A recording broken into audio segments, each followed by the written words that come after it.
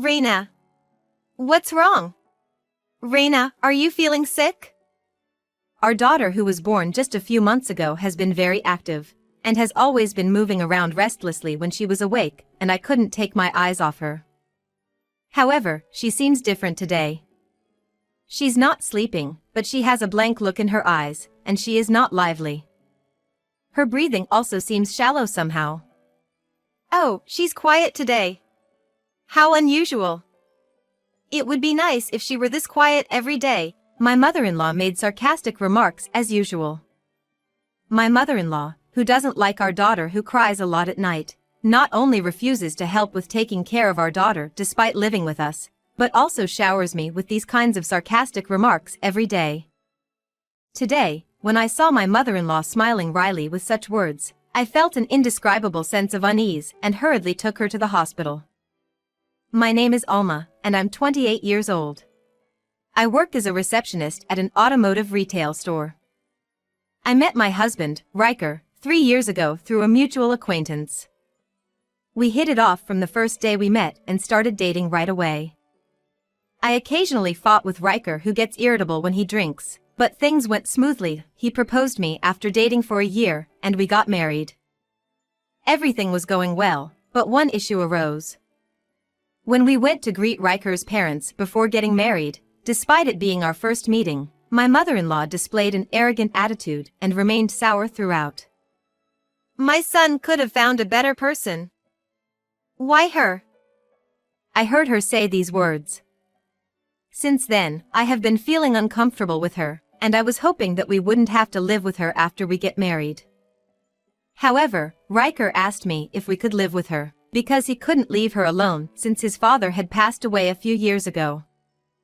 Reluctantly, I accepted to live with my mother-in-law, but I regretted so badly not having firmly refused at that time. Alma, is dinner not ready yet? You're doing the laundry right now? You are really slow at everything you do. My mother-in-law loved finding fault in others, and whenever there was even a slight imperfection, she would immediately make sarcastic remarks.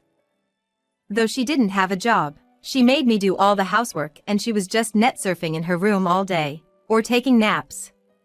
Even when my husband saw that, he would just say, Mom gets tired easily due to her age. Let her take it easy, and he always sided with his mother. While carrying the stress from a living environment like that, I got pregnant. I gave birth to a baby girl soon after, and we named her Reina. She was a long-awaited baby for our family. I was excited to imagine the future of this child growing up, but at the same time, the presence of my mother-in-law, who said, You're still in the hospital? Hurry back home and do the housework. To me while I was still in the hospital after giving birth, reminded me of the usual gloomy days. As for our newborn daughter, she was a very active and energetic child who was drinking milk so well. Though we were relieved that she was born healthy, there was something that troubled us at the same time. It was her severe nighttime crying that goes on day after day, night after night. No matter how much we rocked her, or walked her around the house holding her, she wouldn't stop crying. During the day I was busy with housework and taking care of her, and at night my daughter cried and I was constantly sleep deprived. Even my husband, who I hoped would help with taking care of her, wasn't pleased with her crying. Why does she cry so much at night? Maybe you're not taking proper care of her during the day. I have an important business meeting tomorrow, so make her stop crying quickly. He had even said things like that. Parenting is supposed to be a cooperative effort between husband and wife. Certainly, Riker is the one who works and earns money. However, it's tough to take care of our daughter, and also manage household chores at the same time while enduring the bullying from my mother-in-law. In addition to Riker's uncooperative attitude towards parenting, the bigger issue was my mother-in-law. When our daughter starts crying, my mother-in-law deliberately comes to our bedroom and bangs on the door. Is she crying again today? She's so noisy every single night, I can't sleep. Hurry up and put her to sleep. You're completely unfit as a mother if you can't even take care of your own daughter. My mother-in-law says such heartless words without hesitation. Amidst her shouting and door banging, as expected, our daughter cries even more, And hearing such exchanges, my husband quickly becomes irritated. Even a little help with soothing our daughter would be nice. Instead, he pulls the covers over himself, curling up as if it's none of his concern. My mother-in-law has never once showed affection to our daughter even when our daughter's calm. She should have given birth to a boy. I didn't want a girl. She'd say such things directly to my face. I couldn't understand how she could say I didn't want it. To a baby who was born. I deeply regretted having accepted living with my mother-in-law. After I gave birth, my husband took a 2-week paternity leave to help me with taking care of our baby, but in reality, he fed her and put her to sleep only for a few days. He often indulged in his hobbies and slept during the day, as if it were a short vacation. He wasn't cooperative in parenting to say the least. Despite these concerns, our new daily life began. Our daughter started crying at night shortly after my husband returned to work. He did initially endure our daughter's nighttime crying, but after a week of it, he started blaming me as if it were all my fault. Why is she crying so much? Maybe it's because you didn't discipline her properly. Riker must think that I have such an easy life since I stay home all day, but I actually have to take care of my daughter, manage all the housework for our family, and also deal with my mother-in-law who bullies me for everything that I do, so I'm really tired. Amidst all this, the nightly crying took a toll on me physically and mentally. One day, my mother-in-law showed me a medicine and said, I can't sleep at all, so I went to the hospital to get some meds. I really don't want to take stuff like this. You should at least pay for my medical bill. She deliberately showed me the bag containing the prescribed medication. And then, she took the medication with a sigh. I was thinking to myself that she didn't need to come so close to show me and take it, and moreover, the reason why she couldn't sleep was that she was sleeping both during the day and at night.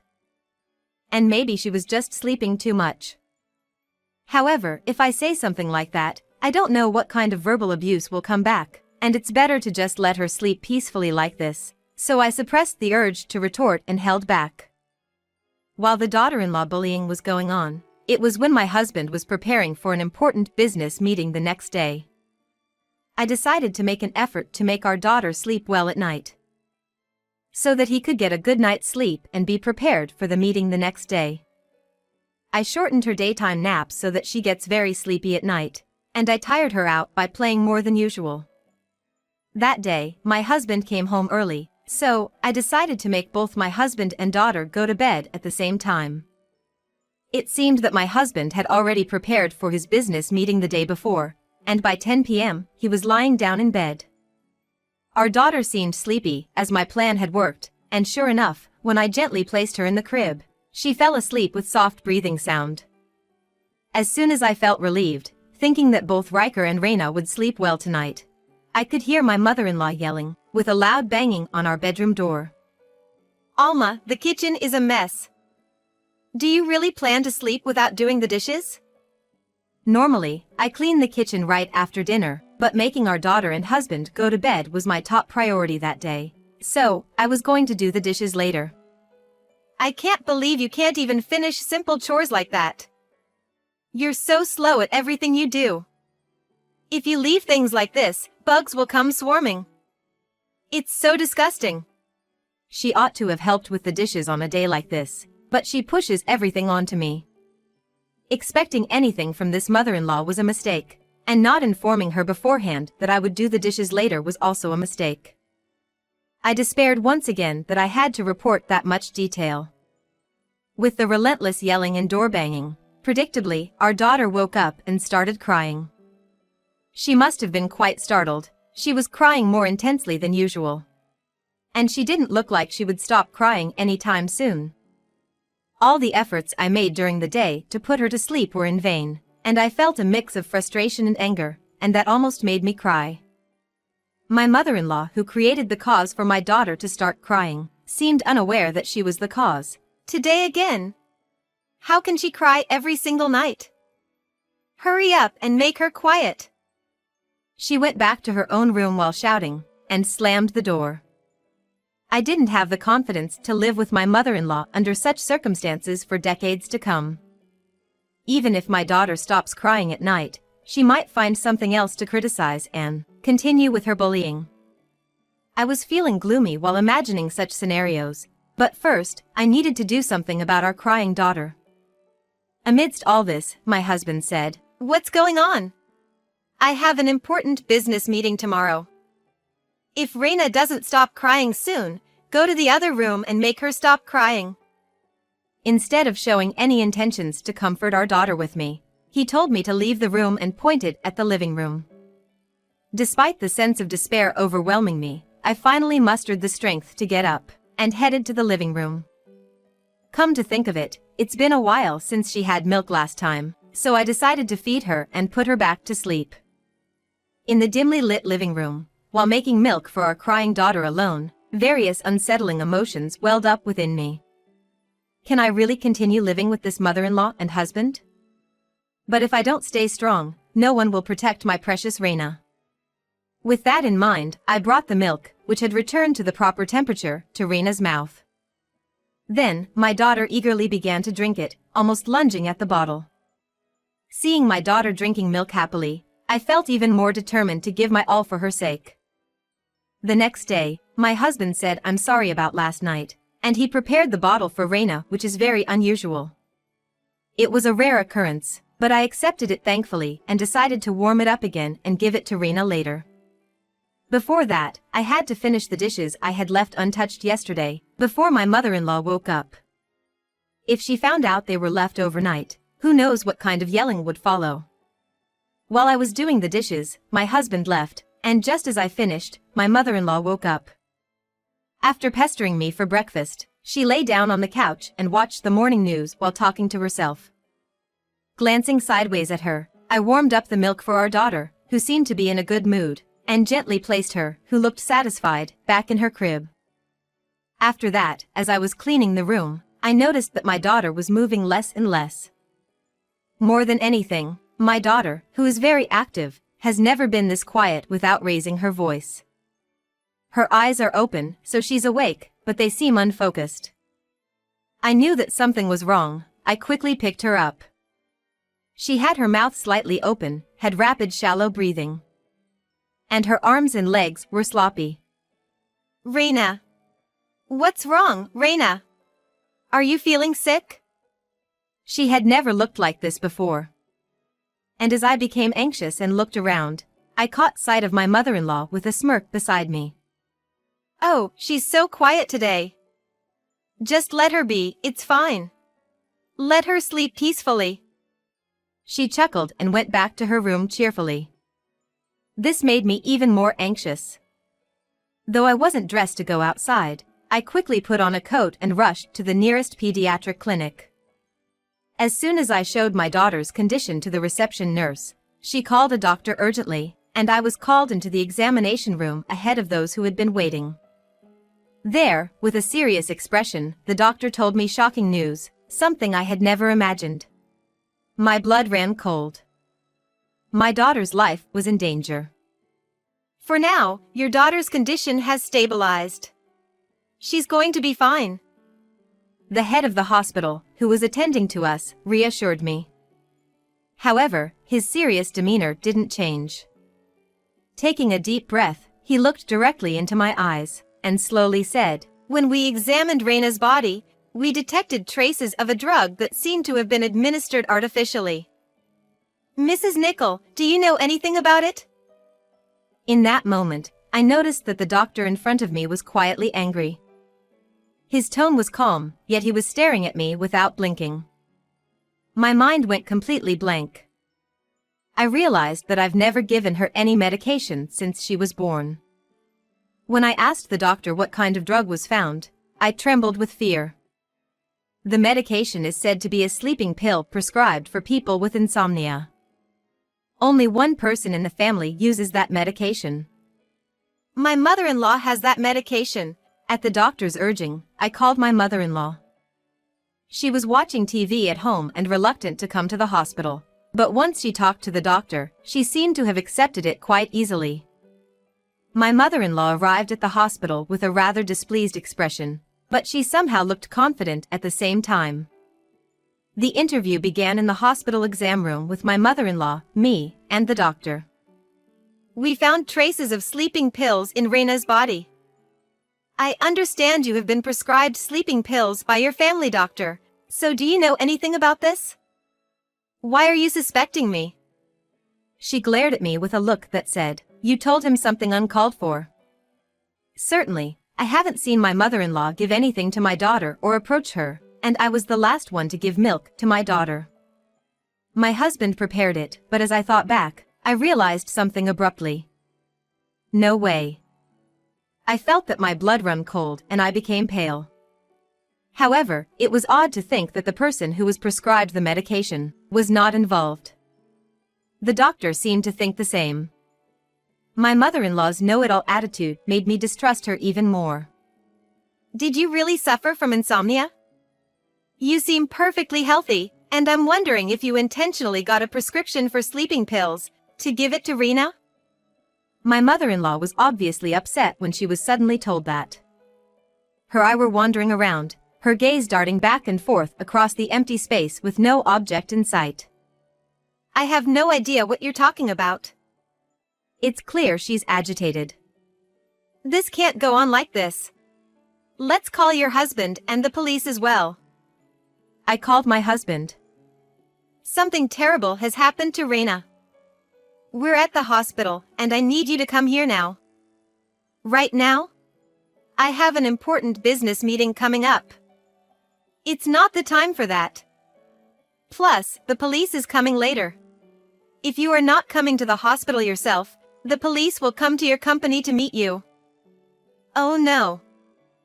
After that, I didn't hear another word from him. There were 4 people in the hospital's examination room, including my husband. The doctor's sharp gaze was fixed on my husband and mother-in-law. Both of you conspired to give Reina the medication, didn't you? My husband and mother-in-law, facing this accusation, were frozen like frogs caught in the gaze of a snake. I'm the one who put the medicine in. Wait a moment, Riker. My mother-in-law tried desperately to stop him, but the truth my husband told us was exactly as the doctor and I had imagined it. Hearing those words quietly, the doctor started talking in a quiet voice. Do you realize what you've done? She could have stopped breathing, you know. I was momentarily taken aback by the loudness of his voice. The doctor's hands were trembling with anger. Children cry. It is a normal thing, isn't it? Just because she cries so much at night, how can you put medicine in her milk? You didn't even try to soothe her. You two almost took Reina's life for the sake of your own selfishness. Thanks to Alma rushing her to the hospital, she was saved. Do you realize what you've done? The doctor's shouting continued until the police arrived at the hospital. After that, my husband and mother-in-law were taken in for questioning and they confessed the truth, and they were held in custody on suspicion of causing harm. Reina, on the other hand, steadily recovered regained energy, and became healthy again, and I was so relieved. After that, I took legal action against my mother-in-law and husband. While it also served as a divorce lawsuit against Riker, the outcome of the trial was needless to say, my victory. Both of them were fined, and I was to receive certain funds on an ongoing basis, including child support. The fact that Riker had stood up an important business meeting and was taken away by the police soon became known throughout the company, and he was transferred to a branch office on a remote island far away from the head office as disciplinary action. Having lost most of his assets and his position in the company, Riker now lives a lonely life on the inconvenient island. My mother-in-law, on the other hand, is separated from her son, Riker, and lives alone at her own house. She only had a few friends to begin with, but she lost all her friends, because the rumor that she had put medicine in her grandchild's milk quickly spread through the neighborhood, and now she is living a lonely life. Moreover, since she pays compensation from her small pension, she doesn't have enough money for living expenses, so she decided to take up a part-time job. Even after losing her husband a few years ago, she has been living off his inheritance. And she has been a full-time housewife, Job opportunities were limited for a woman in her 60s without work experience or special qualifications. She finally managed to secure a cleaning job with great difficulty, but she was disliked by her colleagues and became isolated due to her naturally sharp tongue and inflexible attitude. My life, on the other hand, has improved dramatically, because I no longer have to deal with the stress that comes from my mother-in-law, and I am living comfortably every day. Furthermore, with my mother-in-law and husband gone, my daughter's night crying has calmed down, and she sleeps soundly at night. Perhaps the presence of my mother-in-law and husband was a source of stress for my daughter as well. Thanks to that, I can now also sleep well at night. The doctor who helped my daughter at that time is still taking care of us, and he concerns about her health and enjoys to see her grow up along with me. I'm sure that I'm living without a husband without any worries, because I'm blessed with the surroundings. I promised myself that I would continue to take good care of my precious daughter, with the help of those around me.